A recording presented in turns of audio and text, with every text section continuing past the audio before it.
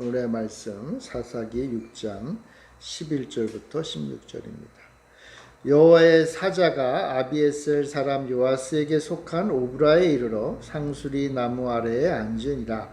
마침 요아스의 아들 기드온이 미드얀 사람에게 알리지 아니하려 하여 밀을 포도주 틀에서 타작하더니 여호와의 사자가 기드온에게 나타나 이르되 큰 용사여 여호와께서 너와 함께 계시도다 하며 기드온이 그에게 대답하되 오 나의 주여 여호와께서 우리와 함께 계시면 어찌하여 이 모든 일이 우리에게 일어났나이까? 또 우리 조상들이 일찍이 우리에게 이르기를 여호와께서 우리를 애굽에서 올라오게 하신 것이 아니냐 한 그 모든 이적이 어디 있나이까? 이제 여호와께서 우리를 버리사 미디안의 손에 우리를 넘겨 주셨나이다 하니 여호와께서 그를 향하여 이르시되 너는 가서 이 너의 힘으로 이스라엘을 미디안의 손에서 구원하라. 내가 너를 보낸 것이 아니냐 하시니라. 그러나 기드온이 그에게 대답하되 오 주여 내가 무엇으로 이스라엘을 구원하리이까? 보소서 나의 집은 므낫세 중에 극히 약하고 나는 내 아버지 집에서 가장 작은 자니이다 하니 여호와께서 그에게 이르시되 내가 반드시 너와 함께 하리니 내가 미디안 사람 치기를 한 사람을 치듯 하리라 하시니라. 아멘. 풍성하신 하늘의 은혜가 함께 하시기를 바랍니다. 사람이 자기가 처한 환경이 있죠.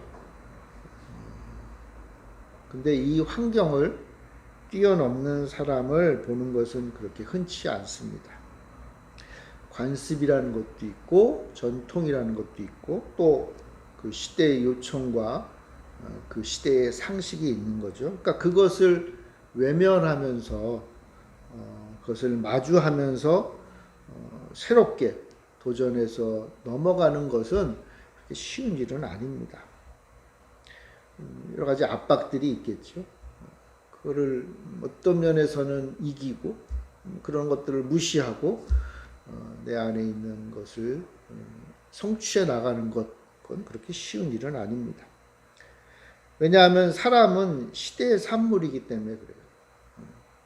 아무리 훌륭한 사람이라고 하더라도 그는 역시 시대의 산물이고 또 아무리 부족한 사람이라고 해도 그는 또한 시대의 산물입니다. 사사시대에 많은 영웅들이 등장을 하죠. 그 사사들 가운데, 그 영웅들 가운데 가장 유명한 사람이 바로 오늘 우리가 살필 기드온입니다. 기드온. 근데 그 기드온도 역시 우리가 전제해야 될 게 뭐냐 하면 그 역시 그 시대의 인간이라는 거예요. 그 시대의 산물. 이 위대한 인물을 살필 때 우리가 잊지 말아야 될 게 있어요. 뭐 모든 사람들이 다 마찬가지지만 성경에 등장하는 믿음의 선조들을 우리가 살필 때도 역시 다 그들은 그 시대의 산물이다 라는 사실을 잊어서는 안 됩니다. 기드온도 역시 그 시대의 사람이에요. 자, 그런데 이스라엘의 또다시 역사가 반복이 되고 있습니다. 여호와의 목전에서 악을 행하죠. 6장 1절에 보면 이스라엘 자손이 또 여호와의 앞에서 목전에서 악을 행했다. 하나님은 이 악을 행한 그들을 7년 동안 미디아의 손에 넘겨줍니다. 그래서 이스라엘은 큰 고통을 받죠. 근데 6장 6절에 보면 이 이스라엘 민족이 당하는 그 고통이 궁핍함이다라고 설명이 되고 있어요. 궁핍함. 말 그대로 가난한 거죠. 먹고 사는 게 힘든. 그러니까 지금까지 이스라엘이 당했던 고충을 설명해 주는 용어와는 약간 좀 뉘앙스가 다르죠. 이스라엘이 궁핍함 가운데 처했다. 궁핍함. 그러니까 이 미디안으로 인해서 가난이 이스라엘이 당하는 큰 고통 가운데 하나가 되었다라는 거예요. 이 미디안 족속은요, 요단강 건너편에 있었던 민족입니다. 일반적으로 요즘은 메두인족이라고 하죠. 그러니까 여기저기 정처 없이 떠돌아다니는 민족이 바로 이 미디안 족속이에요. 그러니까 이 미디안은요, 이스라엘을 직접 와서 뭐 다스리고 통치하고 그래서 수탈하고 그런 건 아니었던 것 같아요. 미디안은요, 평상시에는 요단강 건너편에 있다가 이스라엘이 이제 파종할 때, 그리고 추수할 때, 그러니까 뭔가 중요한 시기, 바꿔 말하면 이스라엘에 먹을 것이 좀 생기고 가축들도 어느 정도 확보가 될 만하면, 이스라엘이 그래도 좀 먹고 살 만하면 쳐들어오는 거예요. 쳐들어와서 이스라엘이 추수했던 곡식과 짐승을 약탈해 가는 것입니다. 미디안족은 낙타를 타고 와서 막 약탈을 했을 것 같아요. 요즘은 낙타가 뭐 그렇게 빠르지도 않죠. 근데 낙타는 어쨌건 그래도 그 당시에는 매우 중요한 교통수단이고, 그걸 타고 침략을 하니까 쉽게 이기기가 어려운 거예요. 성경에 보면요, 마치 메뚜기가 땅 위의 모든 것을 휩쓸어 가듯이 이스라엘과 그 땅을 멸하고 있다. 미디안이 그랬다는 거예요. 자, 그러니까 이스라엘은요, 피비린내 나는 그 적의 칼보다 사실 더 두려운 상황을 맞이한 거예요. 여러분, 가장 무서운 게 뭐예요? 배가 고픈 거예요. 배가 고픈 거. 가난한 거예요. 가난한 거. 먹고 살 것이 없는 거예요. 그게 더 두렵죠. 그러니까 모든 것을 빼앗기고 먹을 것이 없는 그 비참한 상황 가운데 놓이게 됩니다. 자, 그러니까 얼마나 이스라엘 백성들이 힘들었겠어요. 자, 그런데 성경은 그 미디안으로 인해서 이스라엘이 가난해진 것보다 이스라엘이 더 고통받는 그 고통의 더 근본적인 원인이 있다고 얘기를 해요. 하나님께서는요, 다시 한번 선지자를 이스라엘에 보냅니다. 그리고 이 모든 고난의 원인을 말씀하세요. 그게 6장 10절에 나와 있습니다. 우리 한번 6장 10절 한번 읽어볼까요? 같이 읽겠습니다. 시작. 내가 또 너희에게 이르기를 나는 너희의 하나님 여호와이니 너희가 거주하는 아모리 사람의 땅의 신들을 두려워하지 말라 하였으나 너희가 내 목소리를 듣지 아니하였느니라 하셨다 하니라. 자, 한 선지자가 와서 지금 미디안 때문에 뭐 먹을 것이 없어가지고 또 굴 속에 들어가서 겨우겨우 피하며 살고 있는데, 이렇게 된 원인이 미디안이 뭐 강하다거나 이스라엘이 약해서가 아니라는 거예요. 선지자를 통해서 말씀하시기를 나 여호와가 너희들을 애굽에서부터 지금까지 지켜왔는데, 그리고 앞에도 사사 이야기들이 있었잖아요. 힘들 때마다 사사를 보셔서 구원해 줬는데, 여호와 하나님께서 원하는 이스라엘의 모습이 있는데 그렇게 하지 못하고 있다는 거예요. 그러면서 20절에 말하기를 이렇게 말해요. 너희가 거주하는 아모리 사람의 땅의 신들을 두려워하지 말라. 그 땅의 신들을 두려워하지 말라고 했는데 너희는 내 목소리를 듣지 않는다. 바꿔 말하면 뭐예요? 그 땅의 신을 너희들이 지금 두려워하고 있다. 이스라엘에게 있어서 가장 중요한 그 근본적인 원인은 뭐냐 하면 이스라엘이 점점 그 땅의 신을 두려워하게 되었다. 여호와 하나님이 아니라 그들이 살고 있는 그 가나안의 신들을 의식하며 살게 되었다는 거예요. 그러니까 이스라엘 백성들이요, 은연중에 이 시대 이 땅에서 살면서 마음속에 이런 생각을 한다는 거예요. 여호와 하나님보다, 물론 이전에는 여호와 하나님이 놀랍도록 우리를 지켜주시고 구원해 주셨지만 지금 이제 가나안 땅에서 사는 우리들에게 있어서는 우리의 삶에 더 영향력을 끼치는 신은 바알과 아스다롯이다. 바알과 아세다다. 이렇게 생각을 한다는 거예요. 이스라엘 백성들이. 그러면 누구를 두려워하게 되겠어요? 여호와 하나님은 과거의 하나님이요, 먼저 애굽에서의 하나님, 광야에서의 하나님이지만 지금 내가 살고 있는 이 땅의 신은 바알과 아스다롯이에요. 그럼 누구 눈치 보면 살아야 되는 거예요. 누구 눈치? 바알 눈치를 보면서 살아야 돼. 이 말은 바꿔 말하면 바알이라는 이름 그대로 바알이 주인이란 뜻이잖아요. 이 땅의 주인님의 눈치를 보며 사는 새빵살이 신세를 하고 있는 거예요. 원래는 하나님이 가나안 땅을 주시기로 약속했어요. 그 땅의 주인인 여호와 하나님이 이스라엘 백성에게 그 땅을 주어서 너희들 그 땅에서 주인 노릇하며 살아라 라고 하나님이 복으로 약속해 주셨는데 이스라엘이 그렇게 못하니까 어떻게 돼요?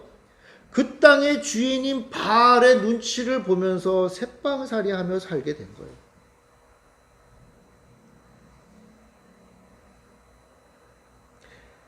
그러니까 바알이 내 삶에 더 중요한 게 돼요. 뭐 믿지는 않고 뭐 그렇게까지 여호와 하나님이 넘버원이야 라고 말은 하지만 하나님 섬기는 게 최고야, 내 인생에 있어서 최고라고 얘기는 하지만 은연중에 내 마음에는 그래도 이 땅의 주인을 잘 섬겨야지, 그래야 내 인생이 편해, 이렇게 생각한다는 거. 이스라엘은요 가나안의 종교와 혼합이 되고 가나안의 문화와 합쳐지게 되고 가나안 사람들과 관계가 이어져요. 그 가운데 어떻게 돼요? 가나안 사람 같이 되어 가는 거예요. 동화되어 가는 거예요. 그러니까 이런 환경 속에서 이스라엘의 새로운 세대가 살아가게 돼요. 제가 계속 말하잖아요. 이스라엘이 새로운 세대. 근데 그들은 바로 이런 환경 속에서 살아가는 거예요. 정말 아이러니하게도 하나님은 이제 또 새로운 사사를 세워야 되잖아요. 이스라엘이 고통당하고 있으니까. 그래서 하나님이 사용하려고 선택한 한 용사, 그 용사 기드온이죠. 그런데 그 용사의 이름에 어두운 그림자, 제가 지금 말했던 이 시대의 상황의 그 어두움의 그림자가 그 이름에 깃들여 있어요. 그러니까 뭐냐면 6장 맨 마지막 절에 기록된 기드온의 또 다른 이름, 여룻바알이죠. 여룻바알. 기드온의 또 다른 이름이 여룻바알이에요. 사람들은요 기드온을 여룻바알이라고 부릅니다. 여러분 사실 성경을 읽어보면요 기드온이라는 이름보다 여룻바알이라는 이름이 더 많이 사용돼요.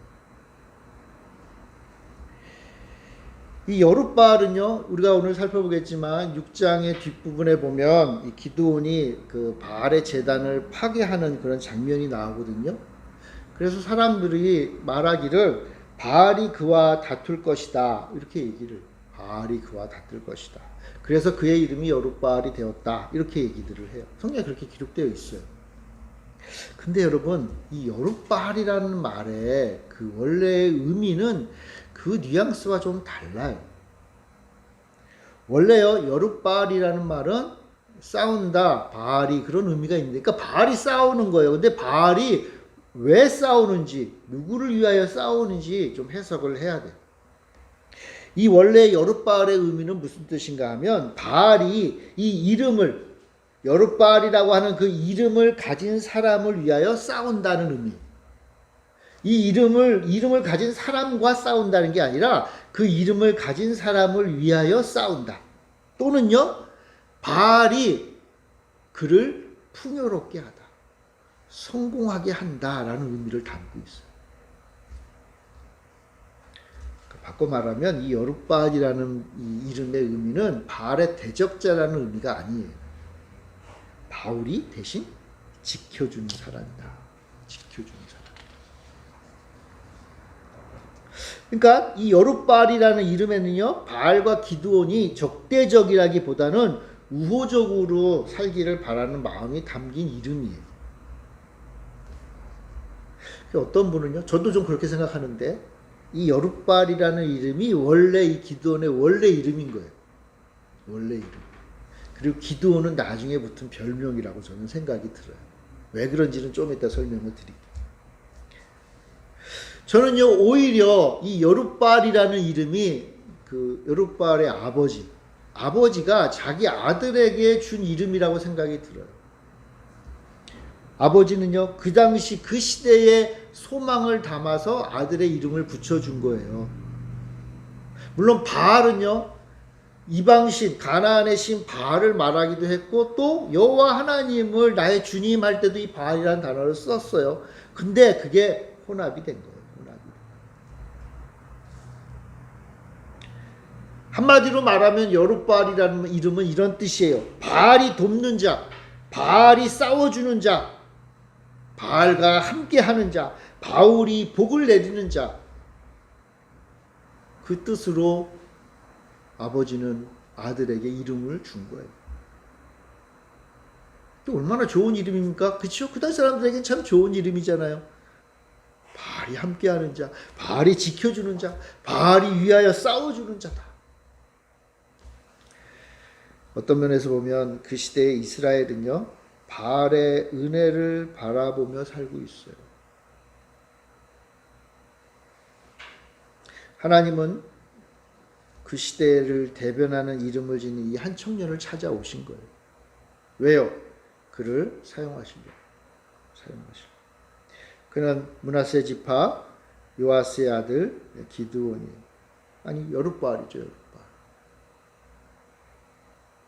그가 무엇을 하고 있었는가? 11절에 보면 미디안 사람들에게 들키지 않으려고 밀을 포도주 틀에서 타작했다 그래요. 여러분 이거 얼마나 비참한 상황입니까? 여러분 원래 밀은 어디서 타작을 합니까?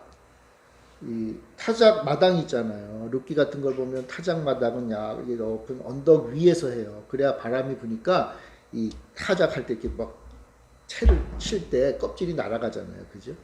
알곡만 보고. 그러니까 원래 밀의 이 타작은요 언덕 위에서 하는 건데 그렇게 하면 어떻게 돼요? 다 보이잖아요. 미디안 사람들이 두려워요. 저기 지금 밀을 타작하네. 저 공식이 많겠네. 가자! 하고는 약탈을 하는 거예요. 그런 일이 한두 번 일어난 게 아닌 거예요. 그러니까 뭐예요 지금 기드온이? 몰래 해요. 몰래. 포도주 틀에서 밀을 포도주 틀은 집 근처 뒤쪽에 창고 옆에 있겠죠. 포도주를 보관해놓은 창고 옆. 포도주 틀에서 몰래 하고 있는 거예요. 왜요? 무서워서, 두려워서. 이런 상황이니까 이스라엘과 기드온이 가지고 있는 자존감이 얼마나 낮아 있었겠어요. 그냥 하루하루 겨우겨우 먹고 살아가는. 바로 그런 상황에 있는 기드온에게 여호와의 사자가 나타나서 이렇게 말합니다. 12절에 보면 큰 용사여 여호와께서 너와 함께 계시도다. 여호와께서 함께 계시도다. 이 말은 하나님이 사사들에게 나타나셔서 주셨던 약속의 중요한 한 부분이잖아요. 그죠? 하나님 지금 이 기드온을 사사로 부르시는 거예요. 큰 용사여 내가 너와 함께 하겠다. 근데 이 말을 들은 기드온의 답이 좀 당돌할 정도로 좀 뭔가 좀 틀어져 있어요. 우리도 이렇게 가끔 고백하긴 하는데 우리 13절 한번 굉장히 길게 이야기를 했죠. 길게. 13절 같이 한번 읽어봅시다. 시작. 기드온이 그에게 대답하되 오 나의 주여 여호와께서 우리와 함께 계시면 어찌하여 이 모든 일이 우리에게 일어났나이까? 또 우리 조상들이 일찍이 우리에게 이르기를 여호와께서 우리를 애굽에서 올라오게 하신 것이 아니냐 한 그 모든 이적이 어디 있나이까? 이제 여호와께서 우리를 버리사 미디안의 손에 우리를 넘겨주셨나이다 하니. 기드온의 마음이 얼마나 세상 말로 꼬여 있는지를 잘 알 수 있죠. 기드온은요 이스라엘의 역사를 잘 알았어요. 하나님이 예전에 우리 할아버지, 우리 아버지 때에 우리를 어떻게 지켜주시고 이곳까지 인도해 주신가에 대한 이야기를 잘 알았어요. 모르진 않아요. 근데 재밌는 건요, 하나님이 하셨던 과거의 일은 기억을 해요. 그러니까 근데 그 일 가운데 하나님의 영역만 지금 이야기를 하고 있어요. 하나님이 하신 것. 하나님이 이렇게 하셨고 이렇게 하셨고 이렇게 해서 우리 조상을 이렇게 지켜주셨습니다 라고 말을 하지 빠진 부분이 있다는 거예요. 뭐예요? 하나님이 조상들에게 이렇게 하시면서 조상들에게 요구하셨던 것들을 조상들이 했잖아요. 그죠? 그 얘기는 빼먹고 있습니다. 하나님 우리 집안을 지금까지 지켜주셨는데, 하나님 뭐 과거에는 지켜주셨는데 왜 지금은 이 모양입니까? 라고 말을 하는데 빼먹고 있는 게 있다는 거예요. 뭐냐 하면 우리 조상들에게 하나님 복 주실 때 그 조상들이 하나님 앞에서 어떻게 살았는가를 지금 이야기 안 해요. 하나님 말씀대로 살려고 얼마나 노력했어요. 물론 잘못하고 실수했지만 그러나 믿음으로 하나님 따라 나아갔잖아요. 그러니까 하나님이 지켜주시고 도와주신 거예요. 그러니까 하나님이 하시는 부분도 있고 우리들이 해야 될 부분도 있어요. 근데 지금 오늘 이 기드온의 이 투정에는 하나님이 하신 것은 이야기하면서 우리들이 해야 될 이야기는 쏙 빼고 있어요. 하나님 과거에는 조상 지켜주셨는데요. 왜 지금은 이 모양입니까? 이스라엘이 이 모양으로 살고 있잖아요. 여호와의 목전에 악을 행하고 있잖아요.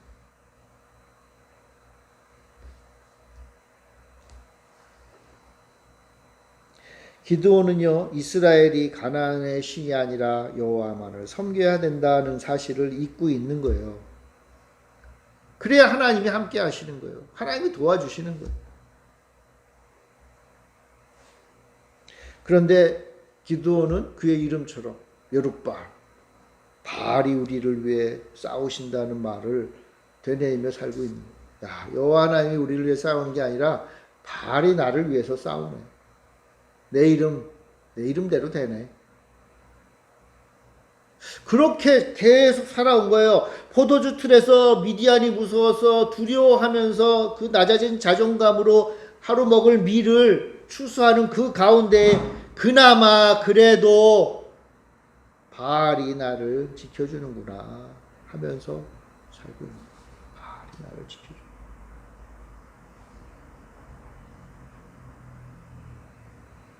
하나님은요, 다시 한번 이스라엘을 그 미디안의 손에서 구원할 것이다 라고 말씀하세요.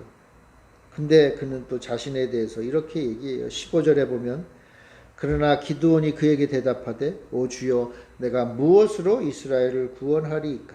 보소서 나의 집은 므낫세 중에 극히 약하고 나는 내 아버지 집에서 가장 작은 자니이다 하니. 하나님이 너를 통해서 이스라엘을 구원하겠다. 내가 너와 함께 하겠다. 라고 말을 했으면 하나님의 말씀에 아멘 하고 반응하는 게 참 그렇게 어려운가요? 하나님은 내가 너의 길을 인도하고 내가 너와 함께 하고 너를 통하여 위대한 일을 하고 하나님이 기뻐하시는 큰 역사를 이룰 것이다 라고 말씀하시면 아멘 하면 될 문제잖아요. 그렇지 않습니까, 여러분? 하나님이 그렇게 하겠다고 하는데 여러분들에게 하나님의 계획을 그동안 계속 말씀해 주셨고 하나님이 함께 하시는 것을 계속 보여주셨고 하나님의 지금까지 이끌어 주신 것을 경험했는데 이제 하나님이 새 일을 행하신다고 하면 아멘 하면 될 문제잖아요. 근데 기드온은 아멘을 못해요. 그러면서 기드온은요, 하나님께 표징을 요청합니다. 표징. 17절부터 이 표징에 대한 이야기가 또 나와요. 다시 말하면 기드온을 부른 분이 누구인지 정확하게 알려달라는 거예요. 물론 나쁘진 않아요. 왜요? 마음 한구석에 믿지 못하는 게 있는데 그냥 믿는 척하면서 나가는 것도 문제죠. 근데 좀 심플하게 아멘 하면 얼마나 좋았겠어요. 왜냐하면 지금까지 사사들이 그랬거든요. 지금까지의 사사들은. 결국 하나님은 기드온에게 제물을 드려라. 그 준비해 와서 제물을 드려라고 명령했고 기드온은 집으로 가서 염소 하나와 무교병을 가지고 와서 바위에 올려놔요. 그리고 21절에 이런 말이 있어요. 여호와의 사자가 손에 잡은 지팡이 끝을 내밀어 고기와 무교병에 대니 불이 바위에서 나와 고기와 무교병을 살랐고 여호와의 사자는 떠나서 보이지 아니한지라. 하나님이 놀라운 일을 행하셨죠. 기드온이 소시다치게 놀라요. 당연하죠. 왜냐하면 나와 지금 대화를 나눴던 이분이 하나님이심을 이제 깨달은 거예요. 하나님이십니다. 그래서 어떤 분은 이분이 우리 예수님이시다라고 말하는 분들도 있어요. 뭐 그것까지는 모르겠지만 하나님의 사자가 나타났고 하나님을 만난 거예요. 하나님이 함께하면 뭐 잘 아시다시피 죽음처럼 두려운 공포를 느끼게 되잖아요. 하나님이 함께하시면. 만약 하나님이요 이 기드온에게 이 제단을 쌓고 그 제단을 여호와 살롬이라고 하시다. 샬롬. 이게 무슨 뜻이냐면 여호와께서 평강을 주셨다 그런 의미잖아요. 그러니까 만약 기드온이요 이 여호와 샬롬이라는 말을 하나님께로부터 듣지 못했으면 아마 평생 하나님을 만난 게 요즘 말로 말하면 트라우마가 됐을 수도 있어요. 왜요? 극심한 공포를 맛본 거잖아요. 그죠? 그러니까 하나님이 그 극심한 공포를 맛본 기드온에게 여호와 샬롬이라는 말씀을 주심으로써 평안을 주신 거예요. 평안. 결국 여호와 샬롬은 여호와는 나에게 평강으로 임하셨다 하는 거예요. 하나님이 나에게 임하는 것은 두려움의 임재가 될 수 있는데 오히려 이제 아니야. 내가 너에게 평강으로 임한다. 사실 그래야 하나님의 임재가 우리에게 평강 좋은 것이지 만약 이 여호와 샬롬이 없으면 하나님이 나에게 찾아오시는 것은 사실은 두려움밖에는 안 남아요. 그러니까 굉장히 하나님이 큰 은혜를 베푸신 거죠. 자, 이쯤 되면 하나님이 사사로 기드온을 쓸만하잖아요. 이제 바로 쓸만해요. 지금까지는 사실은 내가 너와 함께 하겠다 하면은 사사들이 아멘 하면서 나와가지고 전쟁에 나가서 승리하면 이 사사의 사명을 감당했잖아요. 근데 지금 기드온은 표징도 원했고 하나님 또 그 표징도 주셨고 게다가 여호와 샬롬이라고 하는 큰 은혜도 베푸셨어요. 그러니까 이제 기드온이 사사로 나갈 만 하잖아 이제. 근데 아직 기드온에게는 해결해야 될 문제가 하나 더 있었어. 왜 그럴까요? 왜냐하면 여러분 아까 제가 처음 말했잖아요. 기드온은 시대의 산물이에요. 시대의 산물. 그 시대. 아마도 기드온은 여호와 하나님이 진정 이스라엘의 구원자이심을 마음속에 많이 깨닫게 되었을 거예요. 체험을 하고 경험을 하고 알게 되었을 거예요. 근데 아직 할 일이 있어요. 그날 밤에 하나님은 기드온에게 명령하세요. 우리 25절 26절 한번 봅시다. 25절부터 26절 우리 같이 한번 읽어볼까요? 시작.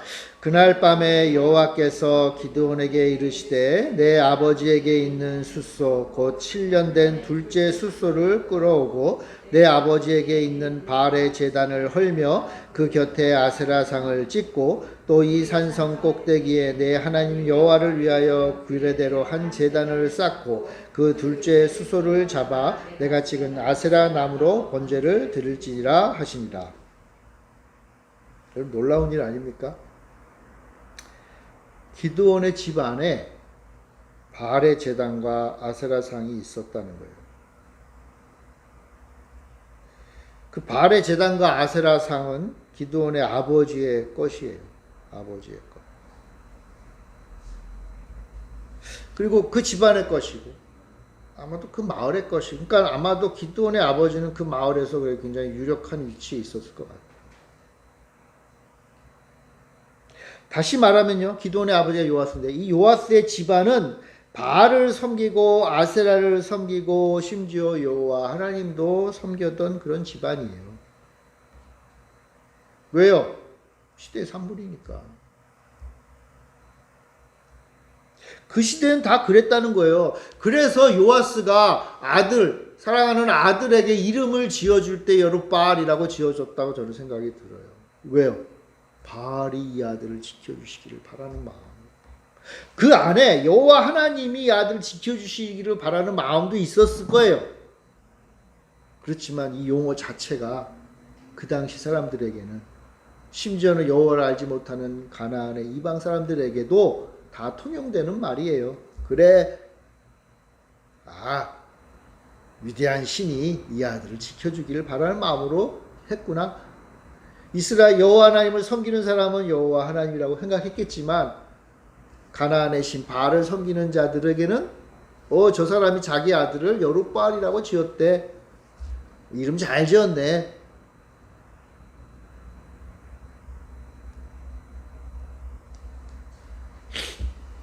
요아스는 그의 아들에게 바알이 우리 아들 기드온을 위해 싸우실 것이다. 우리 아들을 복주실 것이다. 라는 마음으로 여룻바알이라고 이름을 지었다는 거예요. 왜냐하면 그들 모두가 그 시대의 산물이에요. 바알이 지배하는 시대의 사람들이었거든요. 하나님은 기드온을 당신의 사사로 사용하기 전에 마지막으로 해야 될 게 있어요. 그것들을 더 어떻게 하라? 제거하라. 멸하라. 기드온은요, 종들과 함께 밤새 바알의 제단을 헐고 아세라상을 찍어버려요. 그럼 기드온이라는 의미가 여기서 나옵니다. 이 기드온이라는 말은 무슨 뜻이냐면 베는 자, 헐어내는 자, 찍어내는 자, 파괴하는 자, 그런 의미를 가지고 있어요. 그러니까 저는 그래서 여룻바알이 본명이라고 생각되고 기드온이 별명이라고 생각이 돼요. 여룻바알이던 사람, 바알이 위에서 싸워주던 사람이 이제는 바알을 찍어냈어요. 바알을 기드온한 거예요. 아세라상을 멸했어요. 야, 저 기드온이네. 우상을 바알을 찍어냈던 애야. 바알을 아세라상을 불태워버렸던 애야. 기드온. 불렀던 기드온. 그래서 사람들은 생각을 해요. 저 여룻바알이 바알이 싸워주는 자인 줄 알았더니 아니네. 바알이 싸우는 자네. 바알과 싸우는 자네. 그래서 마지막 절에 그렇게 사람들이 새롭게 이해한 거예요. 이름을.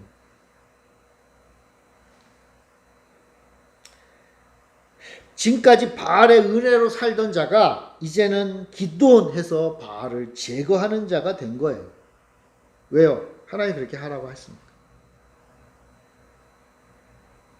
다음날 이웃 사람은 기드온이 버리니 깜짝 놀라죠. 그래서 그를 죽이려고 해요. 근데 아버지가 지혜롭게 하죠. 참된 신은 자기 스스로 자기를 지킨다.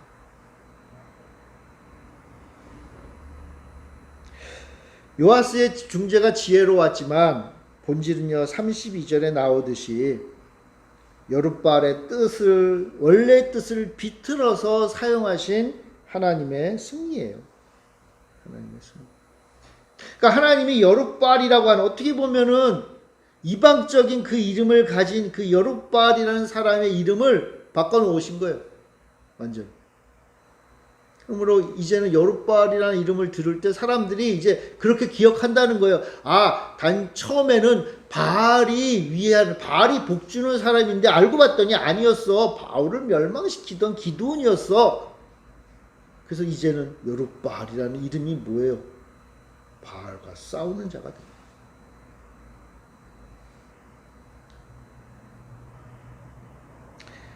하나님은 기드온을 이스라엘을 구원할 사사로 사용하기에 앞서서 이 부분을 정확하게 회복하려고 하신 거예요. 바울의 호의로 바울의 은혜로 사는 자들이 아니라 이제는 바알과 싸울 자가 필요하다는 거예요. 바울을 멸망시킬 자가 필요하다. 그게 누구냐? 여룻바알이었던 거예요. 여룻바알. 근데 여룻바알은 어땠죠? 자기 스스로 뭐라 그래요? 나는 한없이 약하고 작은 자입니다. 그러나 하나님은 그를 당신의 큰 용사로 부르시죠. 여러분, 이거 다 끝난 다음에 큰 용사요라고 부르시지 않았어요. 큰 용사라고 부르는 게 먼저예요. 그리고 나서 어떻게 하나님은 큰 용사가 되도록 이끌어 가십니다. 여러분, 이거를 잘 기억하셔야 돼요, 여러분. 그러니까 이제 어떻게 해요? 하나님이 나를 뭐라고 부르시잖아요. 그럼 하나님 저는 아직도 부족한데요. 하나님이 나에게 복을 주기로 약속하셨잖아요. 축복하셨잖아요. 하나님 난 부족한데요. 걱정할 게 없어요. 하나님은 내가 그 복을 받을 만한 사람으로 이제 만들어 가실 거예요. 어떻게 하면? 아멘하고 순종하며 나아가면, 따라가면. 미디안도 처음에는 좀 그게 맞는지 틀리는지 얼마나 왔다 갔다 해요. 하나님 어떻게 보면 좀 강하게 밀고 가시는 거예요. 하나님은 이스라엘을 구원할 자로 기드온을 선택합니다. 사실 기드온은 뭐 하나님의 일에 적극적이지도 않고 그렇게 뭐 신실해 보이지도 않아요. 하나님의 말씀에 의문을 제기하죠. 자신의 상황을 변명해요. 나는 약합니다. 미디안이 너무 셉니다. 뭐 저는 별로 가진 것도 없습니다. 지혜도 부족합니다. 뭣도 없습니다. 뭣도 없습니다. 이거는요, 평소에 내가 무엇이 없다라는 것을 생각을 많이 한 사람이니까 가능한 거예요. 왜요? 평소에 나의 부족함을 잘 묵상하고 되뇌이고 차곡차곡 쌓아놨던 사람이니까 툭 건드리면 나의 약한 부분이 줄줄줄 나가는 거예요. 평소에 나의 약함을 생각하지 않으면 생각하기가 쉽지 않아요. 근데 평소에 나의 약함을 너무 많이 생각해서 충만하다 보니까 톡 건드리니까 그게 그냥 줄줄줄 나가는 거예요. 기도원이 그랬어요. 그러니까 하나님이 내가 너와 함께 하겠다. 내가 너를 큰 용사로, 용사도 아니고 큰 용사로 만들겠다고 하니까 시큰둥한 거예요. 그러면서 말하잖아요. 나는 약하고 작은 자입니다. 여러분, 이 말은 교만한 겸손이에요. 교만한 겸손. 하나님이 가장 싫어하시는 거. 게다가 기드온의 집에는요, 바알과 아세라가 웅크리고 있었잖아요. 그의 마음은 미디안을 향한 두려움으로 가득해요. 그러니까 표징을 요구한 거예요. 그러니까 이 표징을 요구한 것은요, 제가 볼 때는 아무리 좋게 봐도 믿음의 도전이라기보다는 머뭇거리는 마음의 표현이에요. 기드온은요, 하나님께 표징을 원했잖아요. 나중에 또 요구해요. 중요한 전쟁이 있을 때. 그때는 표징을요, 2번이나 요구해요. 그러니까 이 기드온의 마음의 상태가 그런 거예요. 근데 하나님은요, 완벽하게 100% 다 치료하고 회복시킨 다음에 사용하시는 게 아니라 그때마다 필요한 만큼씩 고쳐가면서 사용하죠. 한마디로 말해 기드온은 부족한 부분이 많은 사람입니다. 왜냐하면 그는 시대의 산물이니까. 그렇지만 여러분, 약한 것이나 작은 것 또는 그 시대의 산물로 한계가 있는 것들이 하나님의 일을 이루어가는데 전혀 문제가 되지 않는다라는 것이 오늘 이야기가 우리에게 주는 교훈이에요. 기드온이 어떤 사람이고 기드온을 따라서 우리도 기드온처럼 살자는 게 아니에요. 하나님의 말씀은 절대로 인간을 본받으라는 게 주제가 될 수 없어요. 하나님이 그런 인간들을 어떻게 사용하시느냐가 주제예요. 오히려 하나님은요, 약한 자를 사용한 걸 선호하시죠. 그 바울이 고백하잖아요. 누구라도 하나님 앞에서 자랑하지 못하게 하기 위함이라. 모세도 그랬죠. 모세도 나 약합니다, 못합니다 그랬잖아요. 근데 그래 너 약하냐? 좀 강한 놈을 찾아야겠네? 하나님 그렇게 하지 않았구나. 하나님은 내가 택한 자를 내가 강하게 해서라도 내가 쓰겠다. 이게 하나님의 모토예요. 하나님의 모토를 잘 알고 계셔야 돼요, 여러분들이. 하나님 그런 분이라는 거예요.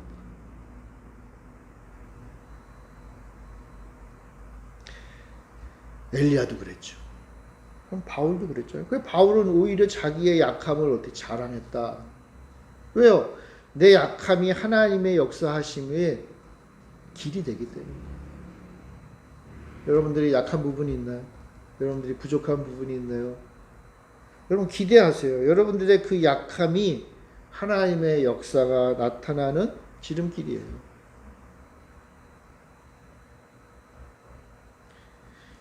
이거를 하나님은 기드온에게 가르쳐 주신 거예요. 그리고 기드온을 사용하시는 거예요. 물론 그 시대의 산물이고 그 시대의 한계로 한없이 약하게만 있으라는 건 아니겠죠. 그건 하나님이 원하는 바도 아니에요. 계속 약하게만 있으라고 자포자기하고 약함을 그냥 아까 제가 말했잖아요. 약함을 자꾸만 내 안에 쌓아둬가지고 그냥 톡 치면 그냥 나는 약합니다 하는 것만 이렇게 확 터져 나오는 것처럼 그렇게 살라는 게 아니에요. 하나님은요, 여룻바알을 기드온으로 부르기를 원하시는 거예요. 그러니까 한마디로 말하면 바알 편이 아니다.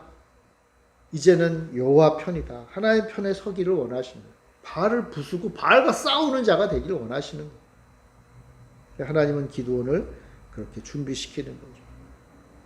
바알의 후원을 기대하는 자가 아니라 바알과 싸워 멸할 자가 되는 거예요. 그래서 하나님의 손에 붙잡혀서 미디안을 치는 큰 용사가 되기를 원하신 거예요. 그래서 하나님 어떻게 해요? 지금 이 지난한 과정을 거쳐가고 있는 거예요. 이어지는 이야기에 기드온이 미드안과 싸워 승리한 전쟁 이야기가 유명하죠. 다음 주에 우리가 살펴보겠지만 기드온과 300용사의 승리는요, 작은 자를 큰 용사로 준비하는 하나님의 이야기의 결말이에요. 여러분 다음에 전쟁에도 나오겠지만 역시 거기서도 하나님은요, 작은 자를 하나님이 강하게 사용하십니다. 결국 전쟁 이야기보다 더 중요한 게, 그래서 저는 이것은 하나님의 용사 만들기다라고 생각합니다. 하나님의 용사를 이렇게 만드신다. 어떻게 해요? 먼저 부르셔요. 부르심으로 용사 만들기가 시작이 되는 거예요. 하나님이 여러분을 부르세요. 내 아들아, 내 딸아, 내가 너를 사용하겠다. 내가 너를 나의 이 위대한 일을 이루어가는 자로 삼겠다. 부르심으로부터 시작이 되는 거예요. 다 준비해 놓고 시작하는 분이 아니에요. 하나님은 먼저 부르세요. 왜요? 불러서 하나님은 만드실 자신이 있으시니까. 그 하나님을 따라가는 거예요.